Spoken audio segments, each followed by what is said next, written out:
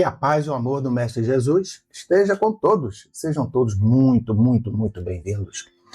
Obrigado pelo carinho, pela participação de todos. Espero que essa semana tenha sido maravilhosa e a semana que está vindo, ela também consiga superar o que nós já tivemos. A lição de hoje é bem interessante e eu já dei uma lidazinha prévia, né? É bem interessante e vale muito a pena refletirmos bastante sobre isso. Vamos ver o que a Joana nos traz nessa noite. Boa noite. Leitura do livro Vida Feliz, de Joana de Ângeles, psicografada pelo médium Divaldo Franco. Capítulo 185. Mais dia, menos dia, o sofrimento chegará ao teu coração, pois que ele faz parte dos fenômenos da vida em progresso. Sem a sua presença, a soberba, o despotismo e a agressividade se fazem insuportáveis. Porque o homem ainda não entende a voz suave do amor, defronta a aflição que lhe lima as arestas e o persuade à reflexão, ao bem. Às vezes o indivíduo reage, blasfema, esperneia e termina por ceder, única maneira de liberar-se. Desta forma, não te rebeles ante a dor, piorando a tua situação e desgastando-te inutilmente. A aceitação dinâmica, isto é, a transformação do sofrimento em experiência, realiza o milagre do êxito.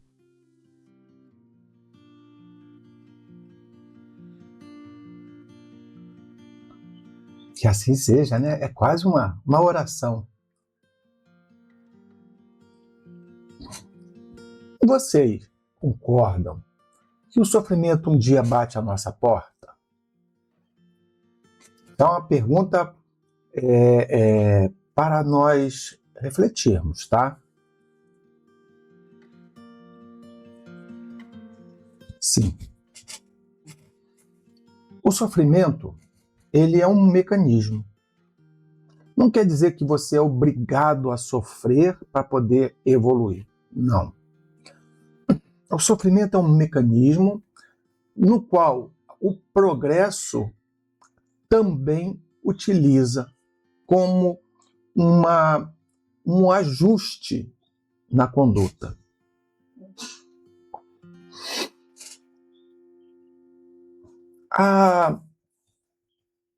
Inclusive, porque lembrando, né?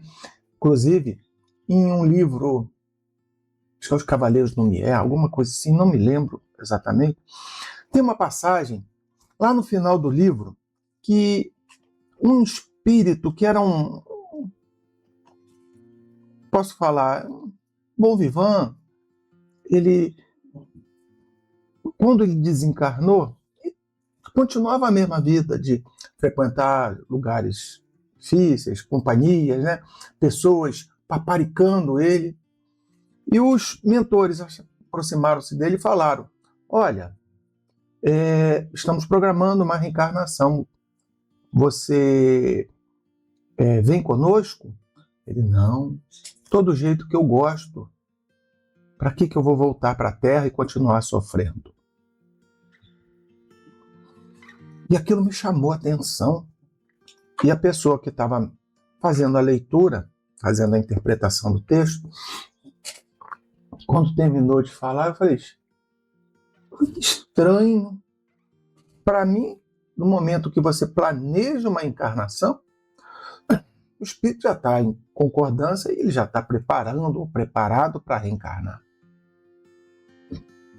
Não funciona assim. Aí a pessoa falou: Dan, tudo na vida é muito relativo. A reencarnação, que é a proteção que os trabalhadores, né, ofertaram a esse irmão, provavelmente seria uma reencarnação de dor, de sofrimento, algo que estaria atrelado a todos aqueles que permearam a vida dele, né? E talvez seja algo que ele não queira mesmo. Mas eu falei: mas vai ficar agora ad eterno? Por exemplo, eu desencarnei, se vamos aqui bem grosseiramente, né? Se tiver uma situação confortável no mundo espiritual, para que eu vou reencarnar? Aí ela me falou exatamente essa frase. Porque um dia, você vai estar cansado. Essa vida sem muita novidade te deixará enfadonho e você vai levar em consideração essa proposta que a espiritualidade fez. E isso me deu um despertar diferente, uma visão diferente sobre essas situações. Por exemplo, a partir daí, eu comecei a notar, ou pelo menos eu comecei a compreender, que a gente não tem que transformar de uma hora para outra e não temos que transformar absolutamente ninguém, porque todo mundo tem seu tempo, todo mundo tem seu momento. Quem sou eu que tem que fazer alguém mudar o seu pensamento? Quem sou eu que tenho que ficar alertando, ameaçando? Não.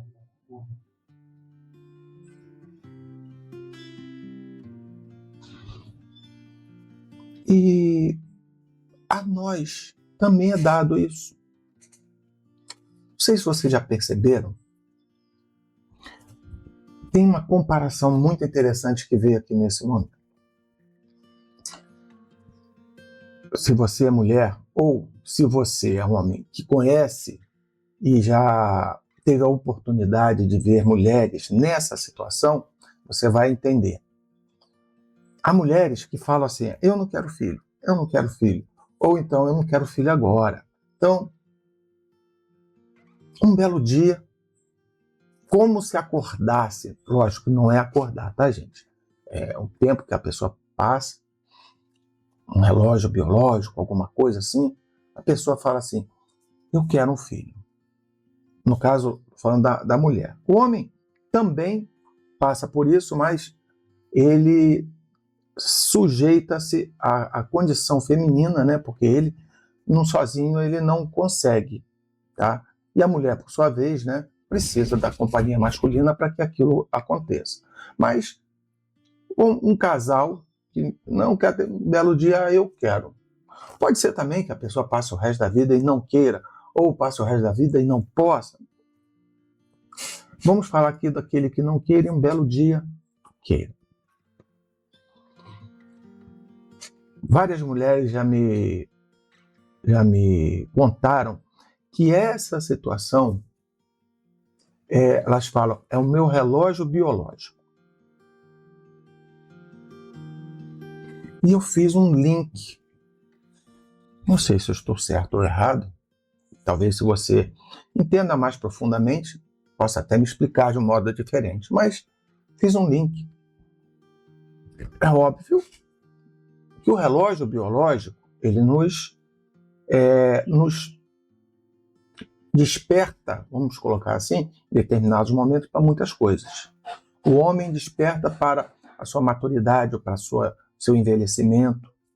Há pessoas que não estão muito de bem com o seu relógio, não, mas a grande maioria entendem esse relógio e ouvem e vivem por esse relógio. No caso da mulher, a mesma coisa. Sua produção de hormônios, sua produção de N situações, ela se sente impelida a isso. Mas é colocarmos também o fator espiritual. Será que não um impulso a mais? Lembre-se, tanto o homem quanto a mulher, a fase de 12, 13 anos, já está preparado. Para a mulher para a concepção e o homem para a concepção também, né? Me fugiu a palavra correta. Mas ambos estão preparados. Já tem o seu mecanismo, né, biológico de multiplicação já funcional. Não vou dizer que está na melhor fase, que, óbvio, precisa de um pouco mais de maturidade, o ideal é que seja um pouco mais tarde. Mas já está disponível. Por que esse chamado lá na frente? Por isso que eu dei essa comparação, essa junção lá com essa situação espiritual. É um sofrimento? Talvez sim. Mas por que a espiritualidade nos aguarda? Eu falei do relógio biológico, mas já vamos virar a página, tá? Por que que nós não vamos por amor? E essa é uma grande coisa. Uma vez me falaram isso, Dan, por que que a gente só funciona na dor? E eu falei para a pessoa, eu acho que não é que eu discorde, mas eu não concordo completamente com isso. Eu acredito que muitas coisas nós vamos no amor também. Quando nós conhecemos uma nova pessoa e aprendemos com ela, nós estamos indo no amor. O ruim é quando nós conhecemos novas pessoas, não digo nem relacionamento amoroso, mas relacionamento de convivência. Nós aprendemos com as pessoas que estão ao nosso lado. O ruim é quando as pessoas não aprendem, mas normalmente a grande maioria aprende. Não é por amor. Não digo um amor conjugal, mas um amor de amizade que quer estar do lado, que quer fazer parte daquilo. Mas as grandes lições, elas vêm sempre pela dor. Porque é aquela parte mais difícil de se vencer, que a gente não tem tanta maturidade às vezes, não tem tanta consciência. Então, vem essa situação para nos colocar de frente à realidade. Algum tempo, algumas semanas, aconteceu um fato comigo muito desagradável para mim. E eu, já há bastante tempo na doutrina, né? Bastante não, 15, 16 anos, uns 13 a 15 anos como presidente, eu me vi assim, de queixo caído, porque entrei numa situação que jamais imaginaria entrar. E fiquei muito decepcionado comigo. Mas não são os espíritos, mas veio uma voz da minha consciência e me disse: você tem certeza que você está preparado? E eu fiquei, poxa, eu não estou preparado para nada, então?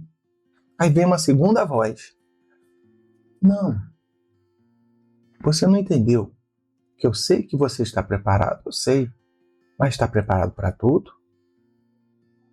Talvez uma situação nova que você ainda não compreenda e você trata como algo qualquer, talvez para aquela situação você ainda não esteja pronto.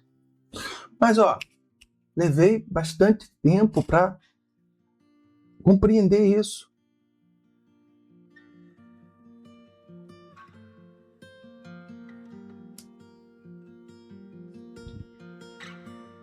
Muitas vezes, nós estamos preparados para tantas coisas, mas bastou mudar uma coisinha no meio dessa equação e estamos nós lá com um novo resultado. E ali a gente talvez não esteja preparado para resolver aquela equação daquele ponto que nós chegamos. Mas não se preocupem com isso, isso faz parte do caminhar. Por isso que esse primeiro tranco que a gente toma é uma advertência para dizer assim, olha, você ainda não está completamente pronto. Dá bastante etapas a vencer. Tem que ter mais disciplina, tem que ter mais humildade, tem que ter mais discernimento, maturidade. Tem que vestir a sandália da humildade, como diz o pessoal na rua. E a gente vai aprendendo com essas situações. Já viu aquela situação onde acontece algo e a gente, meu Deus do céu, e agora? E você fica chateado e fala, Deus, por que comigo, Deus? Na altura desse campeonato, por que fazer isso comigo? E começa a praguejar, reclamar. E vocês já viram que depois de um tempinho o que acontece? Vamos ter que passar, não vamos? Uma pessoa conversa, outra pessoa conversa, e a gente está em frente. Às vezes até envergonhado de termos blasfemado. Então, o Espiritismo nos dá essa condição de compreender quando a coisa não está indo pelo caminho bom e retrocedermos. E com o tempo nós aprendemos a quê? A não reclamar. Agora, temos que entender por que não reclamar, compreender as situações. Não exija demais de você, de uma coisa que talvez você ainda não tenha condição de fazer.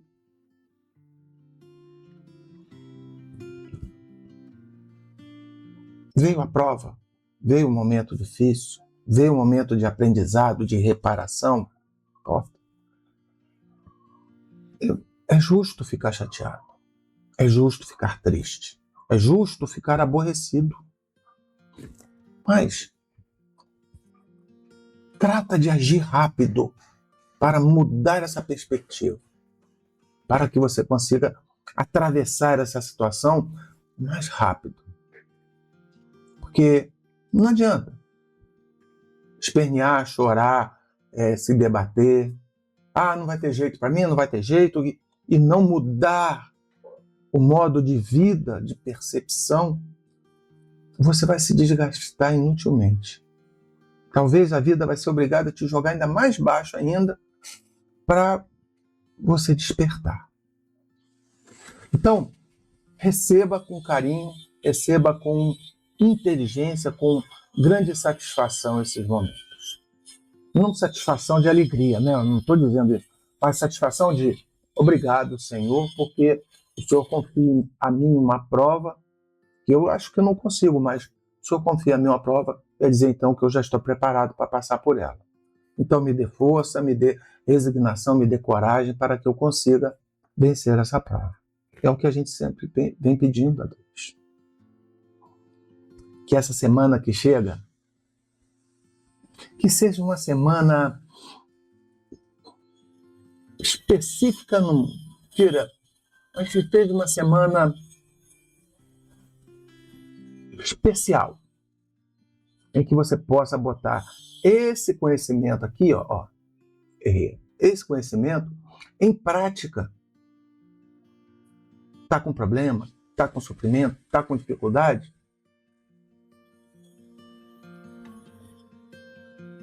Vamos calçar a sandália da humildade, saber que tudo na vida é uma consequência. Se está passando, é porque houve uma causa. Você provocou alguma coisa. Dificilmente nós não somos ou não estamos isentos. E que Jesus te apoie, te abençoe, te ilumine. Não só você não, a todos nós, a nossa família, a todos que estão do nosso lado. Que Ele possa nos trazer muita força, muita resignação e muita paz, para que possamos seguir em frente, para que não quedemos, para que não caiamos, melhor dizendo, não tropecemos, não fiquemos naquela situação de só reclamar, que nós possamos ter coragem de enfrentar, condição de enfrentar e os meios necessários para enfrentar. Que às vezes as situações são complexas e requerem de nós ações também complexas. Que essa semana seja maravilhosa. Eu sei que ficou um pouco confuso, mas calma. Depois, lê de novo o texto, ouve novamente, se for o caso, e prepara o teu coração para confiar em Deus. O nome disso é fé. Que a fé, a esperança e a alegria do nosso Pai esteja com você, conosco, com a nossa família, com todos que nós amamos. Uma semana iluminada, cheia de muitas revelações e de muitas transformações. Vamos à nossa prece? Vamos agradecer a Jesus por esse momento, por essa reflexão maravilhosa.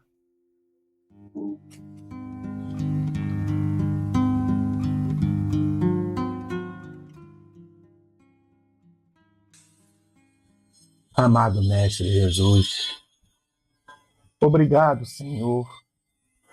Obrigado pelos aprendizados que essa semana deixou. Prepara-nos, Senhor, para os aprendizados dessa semana que chega, que possamos ir com os corações abertos, que possamos acreditar e confiar que Deus, nosso Pai Celestial, Jesus, nosso Mestre amado, jamais nos deixará sozinhos para atravessarmos essas dificuldades. Por isso, Senhor, entregamos em vossas mãos nossas vidas. Cumpra-se em nós a vontade do Pai e não a nossa. Dai-nos força, Senhor, para podermos enfrentar todos os problemas. E rogamos, Senhor, a todos os nossos amigos, nossos mentores espirituais, muitas bênçãos, muita paz e muita luz. Que a paz do Senhor seja com todos. Que assim seja, e graças a Deus.